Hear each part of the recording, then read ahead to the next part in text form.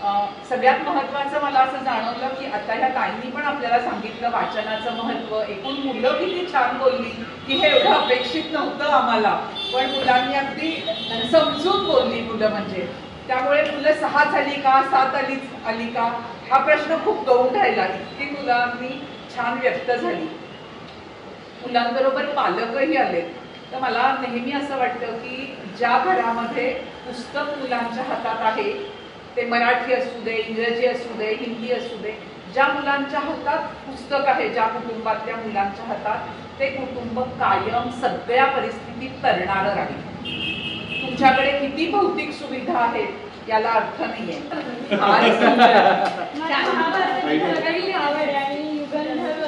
वाचलंय? युगंधर वाचलंय? आणि युगंधरची भाषा पण कळली.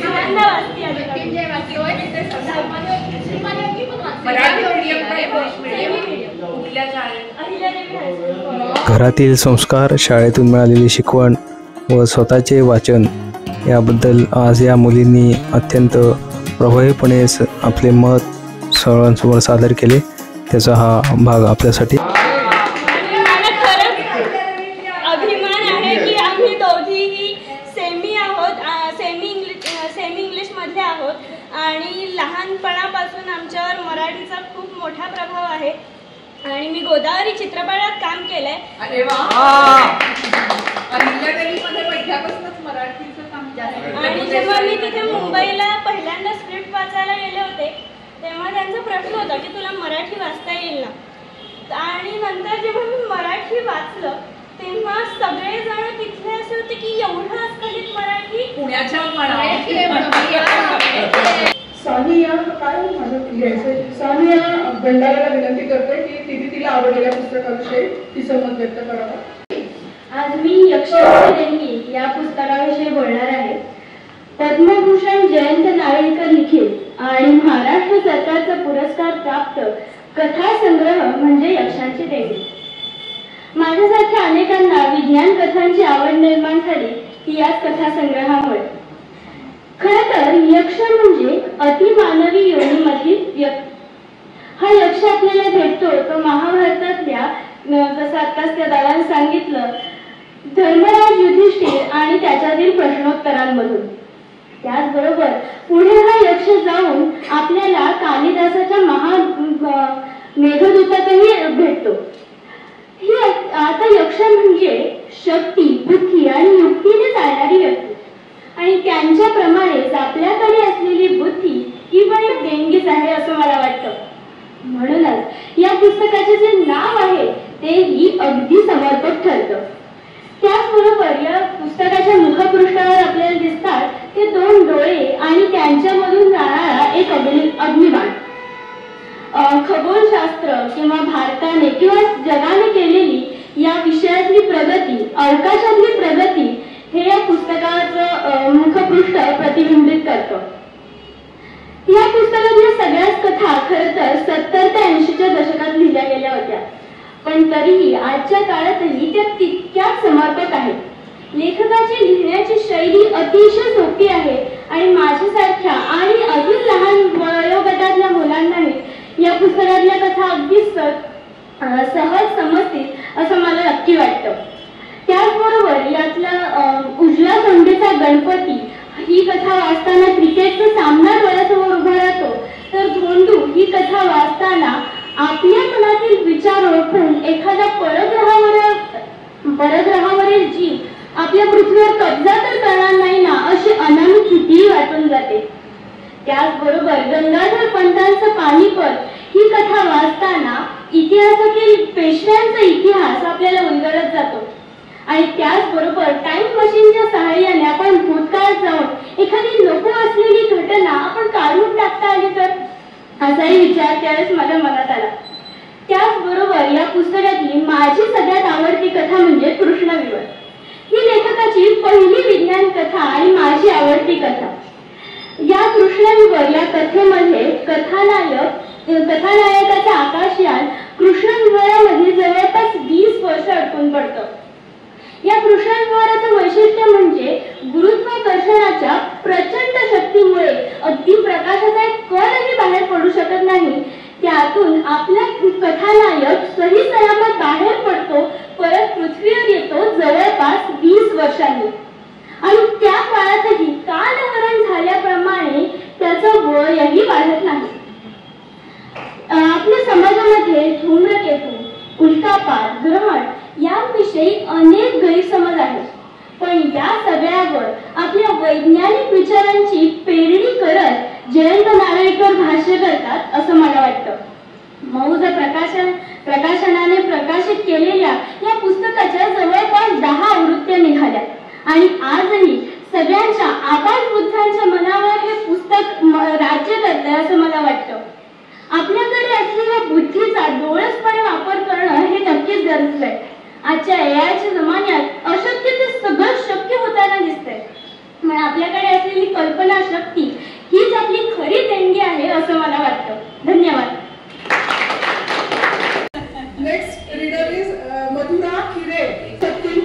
ती मला एक आवर्जून गोष्ट नमूद करावीशी वाटते ती म्हणजे आपण असं म्हणतो की बुद्धी ही IQ-शी जोडलेली असते. तर तसा समज करून घेऊ नका. IQ is a totally different thing. खरी तुमचं जे व्यक्तिमत्व आहे त्याचे जे वेगवेगळे आविष्कार आहेत ते दडलेले असतात ते तुमच्या इमॅजिनेशन मध्ये. तुम्ही किती तुमची कल्पनाशक्ती दौड भरावू शकते तेवढे तुम्ही उत्तम लेखक होऊ शकता, तेवढे तुम्ही उत्तम तो आविष्कार करू शकता, कलाविष्कार करू शकता. So imagination has no boundaries. तुमच्या कल्पनाशक्तीला काहीही अमर्याद आहे, तिला कोणत्याही सीमारेषा नाही आहेत. Where IQ has limitations. आज तुम्हाला 140 माहिती असेल ज्ञान प्रणालीमध्ये लावतात पालक, पण इथे तसं काहीच नाहीये. ज्या मुलांची कल्पनाशक्ती तुम्हाला डेव्हलप करायची ती सगळ्यात खूप सुंदर गोष्ट आहे जगातली. तुम्ही त्यांना वाचनाची आवड निर्माण करा, त्यांना खूप गोष्टी सांगा आणि तुमचा शब्दसंग्रह वाढला पाहिजे. शब्दसंग्रह वाढणं ही गोष्ट फक्त वाचनाने होऊ शकते. आणि लहान मुलं ही कॅच देम यंग असं म्हणतात, म्हणजे लवकरात लवकर ते पिक करू शकतात. तुम्ही त्यांच्याशी लहानपणीच वेगवेगळ्या भाषांमध्ये बोला. हिंदी, मराठी, इंग्लिश, संस्कृत तर आपल्या परिचित आहेच. जर शाळेमध्ये 8वी नंतर त्यांना परदेशी भाषा असतील तर तुम्ही त्यांना द्या त्या शिकायला. इव्हन आपल्या रिजनल लँग्वेजेस त्यांना शिकता येत असेल, आजूबाजूला कोणी तुमचे असतील अडसी पडसी, कन्नडी, तेलुगू, तमिळ, त्यांना ते पटकन शिकतात त्याच्यातले शब्द आणि ह्याच्यातूनच त्यांचा शब्दसंग्रह विकसित होत असतो. ज्याचा जेवढा शब्दसंग्रह चांगला ती व्यक्ती तेवढी चांगली अभिव्यक्त होऊ शकते, ती व्यक्ती तेवढी चांगली लिहू शकते, लेखक होऊ शकते. तुम्ही किती लांबीचं लिहिलं हे महत्वाचं नाही, त्याच्यात कंटेंट काय आहे खूप महत्वाचं आहे. तुमचा मुलगा, तुमची मुलगी काहीही तुम्हाला जर का लिहून दाखवत असेल, कथा असेल, कविता असेल, त्याला आवडलेली एखादी गोष्ट असेल, त्याला सांगा तू तुझ्या वहीत त्याची नोंद करत जा. ती नोंद त्या दिवशी त्याच्या डायरीमध्ये होणं ही खूप महत्वाची गोष्ट आहे, कारण त्याची अभिव्यक्ती तुम्हाला त्याच्यातून कळत असते आणि अत्यंत महत्वाचं आहे. काही काळानंतर तुम्ही जेव्हा ते वाचता तेव्हा तुम्हाला त्याच्यामध्ये तुमच्या अंगावर शिरशिरी येते, अरे आपण त्यावेळेस असं अनुभवलं होतं. पण तीच गोष्ट तुम्ही नंतर अनुभवली तर तुम्हाला वेगळं काहीतरी जाणवत असतं. हा फरक आहे. जसं आता ती एक यक्षाची गोष्ट आपण छोट्या मुलाने सांगितली पण तीच त्या ताईने सांगितली. This is the age difference. Have you experience it at different levels. हे खूप महत्वाचं आहे. तर ह्या सगळ्या गोष्टी आपल्याला मुलांशी एक संवाद आपण साधायचा प्रयत्न केला. हॅलो, आवाज येतो? आज या ठिकाणी उपस्थित असलेले सर्व मान्यवर आम्हा छोट्या वाचकांचं बोलणं ऐकण्यासाठी आवर्जून उपस्थित राहिलेले रसिक श्रोते आणि माझ्याप्रमाणेच इतर आपल्या आवडत्या पुस्तकाविषयीचं मनोगत व्यक्त करणाऱ्या माझ्या मित्रमैत्रिणींना नमस्कार. आज मी ज्या पुस्तकाविषयी माझे विचार मांडणार आहे ते म्हणजेच मेहता पब्लिशिंग हाऊस यांनी प्रकाशित केलेलं सुप्रसिद्ध लेखिका सुधा मूर्ती यांनी लिहिलेलं आणि मूळच्या कन्नड भाषेतून अतिशय सुंदररित्या उमा कुलकर्णी यांनी मराठीत अनुवादित केलेलं सामान्यातले असामान्य हे पुस्तक. या पुस्तकाचं मुखपृष्ठच आपल्या व्यक्तिचित्रांविषयी आपल्या मनात असणारं कुतूहल जागवतं. हिरव्यागार झाडावरची तितकीच हिरवी आणि सुरेख असणारी फळसर म्हणजे पुस्तकाच्या व्यक्तिचित्रांच्या आतल्या आयुष्यामध्ये डोकावण्याची पहिली संधी. आणि मग तिथे अशा अनेक संधी येतात. पुढच्या 178 पानांमध्ये आणि 8 व्यक्तिचित्रांमध्ये प्रत्येकाची एक वेगळी गोष्ट आहे. बंडल बिल्लप्पा, कंडक्टर भीमण्णापासून राधिका ताराबाई आणि संधी साधू सीमा सुद्धा आपल्या आठवणीत राहतात आणि खरोखरच आपल्या मनातही घर करतात। लेखिकेचा या सगळ्यांशी खूप जवळच आणि घट्ट राहतात आणि त्यामुळेच त्यांच्यातले वेगळेपण तिने टिपलंय। हे पुस्तक वाचताना त्यातल्या बारकाव्यांवरून आपल्याला कळतं। मग तो बाणभट्टाच्या अरसिकतेला रसिकतेला सामोरं जाणाऱ्या पार्वतीबाई असो किंवा स्वतःसाठी आपल्या आयुष्यात न वापरता इतरांसाठी ती झोपून देणाऱ्या अक्कम असो। पण या पुस्तकाचं मला जाणवलेलं वेगळं काय, तर खरं तर व्यक्तिचित्रणे लिहिताना बरेचसे लेखक एक ठराविक साचा वापरतात, 5.5 फूट उंची, गोरा रंग, शिरशिरीत अंगकाठी वगैरे।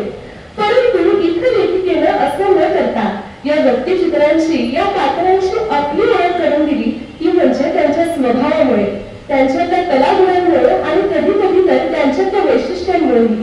आता हेच बघा ना, जेव्हा सुरुवातीला कोणाचंही कौतुक न करणारी, सगळ्यांना नेहमी टोचून बोलणारी अनसक्क आपल्याला दिसते, तेव्हा अगदी काली मातेप्रमाणे चिडणारी, रागवणारीच तिची आपली भेट होते। पण पुढे वाचताना सगळ्यांना मदत करणारी, इतरांसाठी आपलं आयुष्य झोकून देणारी अनसक्क आपल्याला भेटते आणि लेखिकेच्या ओघवत्या लेखणीचा आपल्याला हेवा वाटतो। एखादी व्यक्तिरेखा उगाच मोठ्या करण्यासाठीचा खटाटोप न करता जे आहे, जसं आहे तसं लेखिकेनं उघडपणे सांगितलंय आणि त्यामुळे शिलप्पा आणि सीताबाई या मेड फॉर ईच अदर कपलची गोष्ट सांगताना त्यांच्यातल्या पराकोटीचा स्वार्थ लेखिकेनं उघड केलाय।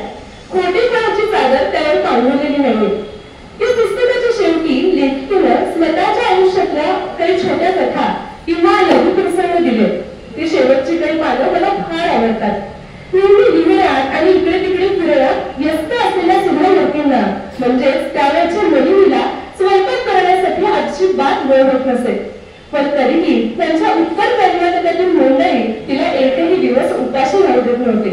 नलिनीच्या तिथल्या डब्बा संस्कृतीला सगळेजण मनापासून दाद द्यायचे। जिथे जाते तिथे आपला डबा घेऊन जाणारी नलिनी प्रत्येकाला आपलीशी वाटते आणि मग एक दिवस तिची मैत्रीण भीमनच्या लग्नात ती सामान्य चालयांना तिचा डबा भरून ठेवायला सांगते आणि तिचा सुबोध अगदी नवा थोडा वर तुपाची स्पेशल डबी असलेला छोटासा डबा बदलतो, तो म्हणजे नरसिंह कुलकर्णी नावाच्या एका तरुण मुलाच्या डब्याबरोबर। आणि मग तिथून होणारा तिचा अजब प्रवास खरोखरच आपल्याला खेळवून ठेवतो। नेहमी डब्यांच्या दुनियेत वावरणाऱ्या या नलिनीला डब्यांबरोबरच माणसं जोडण्याची कला सुद्धा अवगत आहे। जिथे जाते तिथे तिच्या असणाऱ्या घरगुती संबंधांमुळे आपसुकच माणसांची आणि डब्यांची रांग तिच्यासाठी लागते आणि त्यामुळे सगळ्यांशी ती जोडली गेली। नेहमी डब्यांच्या दुनियेत वावरणाऱ्या या नलिनीला प्रत्येक जण आपल्याचं करून घेतो। तिला कधीच तर्क किंवा उतर असल्याची भावना येत नाही। भीमण्णा, अंसक्का, विरूपाक्ष देण्याची बायको ते अगदी उल्हासाची देवीपर्यंत सगळेजण तिच्या आवडीचं काही केलं की ते तिच्या घरी पोहोचत करतात आणि त्यामुळेच डब्यांनी तिच्या आयुष्यात एक महत्वपूर्ण स्थान मिळवलंय। मला वाटतं कदाचित म्हणूनच या डब्बीमध्ये नलिनीच्या आयुष्यात घडणाऱ्या सामान्य प्रसंगांमध्येही असामान्यत्व शोधण्याची ताकद फक्त तिच्याकडेच आहे। धन्यवाद।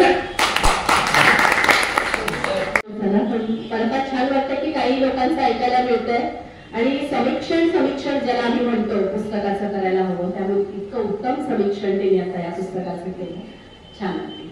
आणि मी निवांत मला परत ऐकायला आवडेल, सगळ्यांचंच आवडेल, पण मी ऐकते आल्यापासून कुठलं कौतुक आपण आहे करूया। मी मुद्दाम एकच मिनिट बोलतेय की मुलांना इन्फोसिस कंपनी माहितीये, आता त्या ताईंनी सांगितलं आपल्याला की सुधा मूर्तींचं पुस्तक सामान्यातलं असामान्यत्व, त्या संदर्भात मला एक तुम्हाला फक्त छोटी आठवण सांगते की सामान्यांचं असामान्यत्व तर असतंच, पण आपल्या अवतीभोवती अनेक असामान्य माणसं असतात आणि त्यांच्यामध्ये जो एक आपण म्हणूया की नम्रता, सामान्यत्व हा जो गुण असतो ना, तो आपल्याला त्यांच्याकडनं घ्यायचा असतो। आज अभय बंग असतील, राणी बंग असतील, बाबा आमटे असतील, साधना आमटे असतील, रतन टाटांची तुम्ही उदाहरणं तुमच्या आईबाबांकडनं ऐका। सुधा मूर्तीचं तिने सांगितलं म्हणून केवळ एक छोटी आठवण सांगते की सुधा मूर्ती आज इन्फोसिस ही कंपनी ज्याला माहिती आहे, छोट्या मुलांना प्रचंड मोठी कंपनी आहे, छोट्या खोलीत सुरू झालेली कंपनी आणि आपल्याला अभिमान वाटावा अशी ती कंपनी आहे। त्याचे हे सगळेजण सर्वे सर्वा सुधा मूर्ती आणि त्यांचे मिस्टर नारायण मूर्ती. सुधा मूर्तींची मुलाखत घ्यायला टेलिफोनिक मी फोन केला. मला असं वाटलं होतं की कोणीतरी मध्ये फोन घेईल आणि मग मला सांगतील की काय वेळ आहे नंतर करा. प्रत्यक्ष नारायण मूर्तींनी फोन उचलला आणि त्यांनी मला सांगितलं की नाही ते आता जरा कामात आहे आणि आपण नंतर मी त्यांना तुम्हाला करायला सांगतो. त्यांचा फोन आला मला नंतर. हे अजून एक कौतुक. आणि त्यांना जेव्हा त्यांच्या आयुष्याबद्दल विचारत होतो तेव्हा त्यांनी सांगितलं की माझी मुलं ती स्कूल बसनी जातात शाळेमध्ये. आमच्याकडे प्रत्येकाची ताट हे स्वतः घासून टाकतो आम्ही. झाडायला मला नारायण मूर्ती सुद्धा मदत करतात. हे मला तुम्हाला आवर्जून सांगायचंय की नुसता पैसा मिळवणं नाव मिळवणं म्हणजे सगळं नसतं. तर हे जपणं, हे तुमचं नम्रता हा गुण जपणं ही खूप मोठी गोष्ट आहे. ती सुधा मूर्तींच्यासाठी म्हणून मला एकदम आठवण आली म्हणून खूपच छान सांगितलं. मॅडम म्हणाले तसं सामान्यत्व असामान्यत्व. आपण नेहमी मोठमोठ्या व्यक्तींबद्दलच खूप सर्व काही वाचत असतो, पण सुधा मूर्तींनी आपल्याला हे शिकवलं की सामान्य माणसं सुद्धा कसे असामान्य असतात. आणि तिने त्या पुस्तकाचं विवेचन इतकं सुंदर केलं की तिला ते का आवडलं हे सांगणं खूप महत्वाचं असतं. व्यक्त होणं. एखादं पुस्तक तिने का निवडलं असेल ते कारण तिला ते भावलं, तिला ते भिडलं, तिला ते अपील झालं. तिने ती कॅरेक्टर्स पाहिली तिच्या आजूबाजूला आणि आपण हे शोधायचं, आपण घ्यायचं. आपल्याला त्या उद्युक्त करतात. विचाराला प्रवृत्त करणं हे पुस्तकामागची खरी ताकद असते आणि ती त्यांच्या लेखनामध्ये आहे आणि ती तिने खूप छानपणे आपल्यासमोर मांडली. पुस्तकं ही अशी आपल्याला पुस्तकं आनंद देतात, पुस्तकाचा स्पर्श आपल्याला आधार देतात. जेव्हा आम्ही या संस्थेमध्ये येतो तेव्हा या संस्थेमधली जी पॉझिटिव्ह व्हायब्रेशन जाणवतात ती या सगळ्या पुस्तकांमुळे आणि त्या पुस्तकांमुळे माणसांवर पण एक त्या प्रकारचे संस्कार होतात. मुद्दाम सांगायचं कारण असं की जे पालक इथे आलेले आहेत त्यांना वेगळं सांगायची गरजच नाही कारण ते त्या मुलांना तसं वाढवतातच. पण तुम्ही तुमचे जे गट असतात, तुमचे मित्रमैत्रिणींचे गट असतात, तुमच्या भिशी ग्रुप असतात, तिथे आवर्जून या पुस्तकाबद्दल बोलण्यासाठी प्रवृत्त केलं पाहिजे मुलांना. आणि आता आपण म्हणतो अभिजात भाषा मराठीला दर्जा मिळालाय, खूप चाललंय त्याचं अभिजात भाषेचं. पण सगळ्या भाषा महत्त्वाच्या आहेत हे महत्त्वाचंच आहे. पण जोपर्यंत आपण मराठी भाषा बोलण्याचा, वाचण्याचा, व्यक्त होण्याचा आग्रह धरत नाही तोपर्यंत मराठी चांगल्या प्रकारे ती पुढे येणार नाही. आता काय झालेलं आहे, मराठी 2 माणसं पण इंग्रजीमध्ये बोलतात. सोसायटीमध्ये वगैरे बघा व्हॉट्सॲपचे हे असतात, ग्रुप असतात आणि सगळे मराठी असतात पण इंग्लिशमध्ये काहीतरी फाडत असतात. म्हणजे याचा अर्थ आपल्याला इंग्लिश येत नाही असं नाही, पण जिथे मराठी बोलणं शक्य आहे, ज्याला समोरच्याला मराठी येतं तिथे आग्रहपूर्वक मराठी बोललं पाहिजे, मराठी वाचलं पाहिजे. आणि ज्या पौराणिक कथा, जो इतिहास आहे, ज्या परंपरा आहेत की ज्या मराठीत लिहिलेल्या आहेत त्या पोचवण्याचा मुलांपर्यंत प्रयत्न केला पाहिजे. कारण तरच मुलांमध्ये हे आपोआप रुजणार आहे. आपलं लहानपण आठवून बघा, आपले आजी आजोबा आपल्याला कशा गोष्टी सांगायचे लहानपणी. आपण त्या सगळे माझ्या वयाचे तर सगळे एकत्र कुटुंबातच वाढले आणि मग त्यावेळेच्या गोष्टी आठवा आणि त्यावेळेच्या गोष्टी इतक्या मनात रुजल्या की आयुष्यात कितीही अडचणी आल्या, कितीही आव्हानं आली तरी आपण त्याच्यावर मात करू शकलो कारण आपल्याला वाचनाची गोडी लागली. वाचनामुळे कधीही मुलं आपली एकटी राहत नाही. आपलं आता प्रत्येकाला एकच मुलं असतं, त्याला जर तुम्ही वाचनाचा रुजवला संस्कार तर ते मुलाला कधीच एकटे पण वाटत नाही, एकाकी पण वाटत नाही, त्याला कायम पुस्तकाची सोबत वाटते. आंबेडकरांची उदाहरणं वगैरे आपल्या सगळ्यांना माहिती आहे. तर आपण आग्रहपूर्वक, पहिल्यांदा राग येतो मुलांना सारखं, पण रोज एक गोष्ट वाचल्याशिवाय झोपायचं नाही हा एकदा नियम केला तर हळूहळू त्या मुलांना उशाशी पुस्तक आहे हा स्थिती वळण लागतं. आणि सुरुवातीला कडक वाटलं, काही वाटलं तरी नंतर मोठं झाल्यावर मुलांना वाटतं की त्यावेळेला आईने आपल्याला ती सवय लावली म्हणून आपण सगळ्यातनं तरलो. सुरुवातीला राग येतो, कामाचं पण असं असतं बघा की सुरुवातीला वळण लावताना आईचा ओरडा खायला लागतो, पण मोठं झाल्यावर जाणवतं की आपल्याला तेव्हा वळण लागलं म्हणून आपण सगळ्यातनं तरलो. त्यामुळे वाचनाला पर्याय नाही. मोबाईल येऊ दे, AI येऊ दे, व्हिडिओ बघू दे, काही होऊ दे, जोपर्यंत, कारण वाचनाची प्रक्रियाच मुळी त्या शब्दांशी नातं जोडणारी आहे. आपण जेव्हा पुस्तकाचं पान उलटतो ते आपण बघतो तेव्हा आपलं एकीकडे वेगळं डोक्यात चाललेलं असतं, पण आपण जेव्हा वाचत असतो तेव्हा शब्द आणि हे आपल्यात एक नातं निर्माण होतं आणि ह्या नात्यातून आपण वेगळं शिकत जातो आणि सगळ्यात महत्त्वाचं माणूस म्हणून घडू शकतो. आणि म्हणून वाचनाचं महत्त्व वादातीत आहे.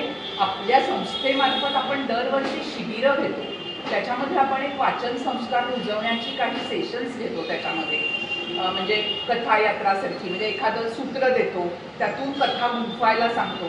अशी आपली साधारण रविवारी, मे महिन्यातल्या रविवारी सेशन्स असतात. काही मुलं त्या शिबिरांना येतात. तर अशा शिबिरांमध्ये पण आपण आवर्जून हे म्हणजे ज्याला शक्य आहे त्यांनी आवर्जून या. आणि आणखी पण आपण काय काय करू शकू, तर आपण जर एकमेकांमध्ये हे सगळं आपल्यामध्ये संवाद ठेवला तर आपल्याला कळेल. फक्त एक लक्षात ठेवायचं, कुठल्याही शहरामधलं वाचनालय कधी मरता कामा नाही आणि वाचक कधी मरता, आपल्यातला वाचक कधी मरू द्यायचा नाही. आपल्याला साड्या कमी, कपडे कमी असले तरी चालतील, आपल्याकडे 4 गोष्टी कमी असल्या तरी चालतील, पण आपल्या घरांमध्ये पुस्तकं पाहिजे, पुस्तकांचा पसारा पाहिजे आपल्या घरामध्ये, तरच ते घर देखणं घर दिसतं. कारण छान रंगलेला कार्यक्रम आहे आणि आता स्वातीताई आणि या ताईंनी पण खरोखरी खूप उत्तम तुम्हाला सूचना आणि छान सल्ले दिलेले आहेत. मी जास्ती बोलणार नाही. मला ऍक्टिव्हिटी सुचवा. संपवायचं नसेल तर पुढची ऍक्टिव्हिटी करू. ही प्रश्न मंजूचा नव्हे, आणखी मुलांच्यासाठी काही ऍक्टिव्हिटी. आता तुम्ही त्यात जसं म्हणाल्या ना तुम्ही, तसं मुलांकडनं जे शिकण्यासारखं, तसं आज असं वाटतंय की या मुलांना अजून संधी मिळायला पाहिजे. आज एक छोट्या आपण कार्यक्रमामधनं सुद्धा इतकी मुलं व्यक्त झाली, अशी आपल्याकडे लाईन लागली पाहिजे मुलांची, की आम्हालाही बोलायचंय, आम्हालाही आमची मतं व्यक्त करायची. आणि असा प्रतिसाद आम्हाला मिळाला तर आपणही काहीतरी चांगलं करू शकतो. पुस्तकांचं वाचनाचं महत्त्व स्वातीताईंनी तुम्हाला सांगितलंच आहे. एक विज्ञान कथा वाचली होती बरं का, त्याच्यामध्ये असं होतं की हे खूप पुढचं 3000 सालातलं वगैरे काहीतरी आहे. शाळा नाही आहेत, मित्र नाही, मैत्रिणी नाही, कागदाचा चिठोरा नाही आहे घरामध्ये. त्या बाई त्या फक्त तुमच्या स्क्रीनवर प्रत्येकाच्या घरात येतात, बोलतात, तुम्ही पण बोलायचं. हीच तुमची शाळा, हाच तुमचा अभ्यास. तुम्हाला मैदान माहीत नाही, ग्राउंडवर खेळणं माहीत नाही, फक्त हातात तुमच्या मोबाईल, कोणीही दिसत नाही. असं जग आवडेल आपल्याला? नाही आवडणार, अजिबात आवडणार नाही. म्हणजे आम्ही तर इतके सगळे पुस्तक वेडे आहोत आणि तसं पुस्तक वेडे. आज वाचनाने काय काय शिकवलंय आपल्याला. एखादा शब्द, एखादी ओळ, एखादं पुस्तक आयुष्यात आमूलाग्र बदल घडवू शकतो. त्याच्यावर विश्वास आहे आमचा. अशी पुस्तकं मुलांच्या हाती आपण देऊया आणि आपल्याकडे त्याच्यासाठी आपलं वाचनालय सक्रिय तुम्हाला म्हणजे तुम्हाला कधी पण आम्ही तुमच्याबरोबर आहोत. कुठलंही पुस्तक हवं असेल चांगलं मुलांचं, जे आपल्याकडे उपलब्ध नाही, अशाचं जर तुम्ही नाव दिलं तर ते आपण इथे लगेच उपलब्धसुद्धा करून देऊया. आणि आज खरंच तुम्हाला कोणाला सांगायची गरज नाही, रविवारचा दिवस मुलांना घेऊन तुम्ही सगळे इथे आलेले आहात, त्याबद्दल तुमचे सगळ्यांचं मनापासून कौतुक आहे.